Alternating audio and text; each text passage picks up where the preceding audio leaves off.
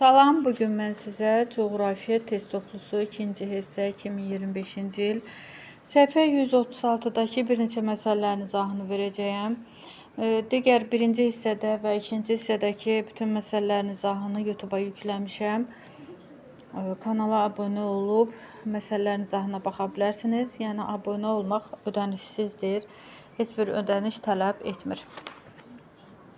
Məsələ dünya əhalisi bölməsində məsələ 190-ın izahını vermişdim. Yenidən izahını verim və sonra növbəti məsələlərimizin izahını verək. Ölkə ərazisi xəritədə 9 kvadrat santimetrlə göstərilmişdir. Əhalinin sayının 21,6 milyon nəfər, sıxlığının isə 60 nəfər kvadrat kilometr olduğunu bilib, ölkənin sahəsini və xəritənin miqyasını müəyyən edin.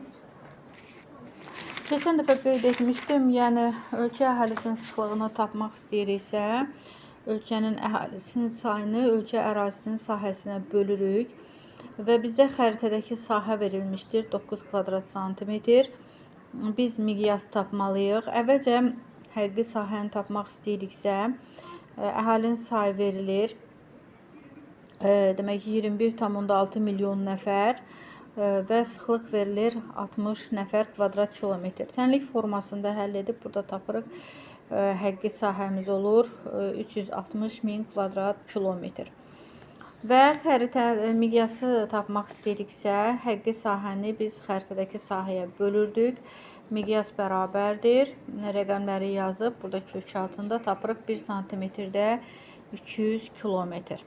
Və izahlı miqyası, ədədi miqyası çevirəndə 100 minə vururduq. 200-ü 100 minə vuranda 1-in 20 milyona nisbətli miqyaslı xəritə edər.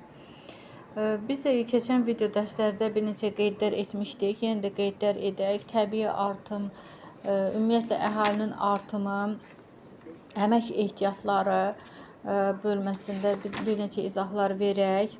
Əhalinin GSH piramidası.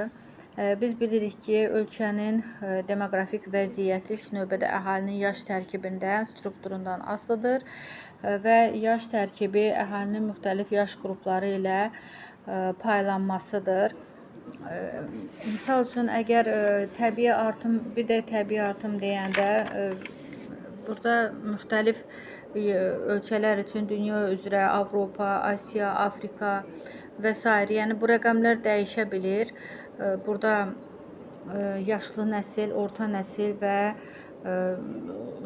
uşaqların, yəni ən cavan nəsil burada qeyd olunur.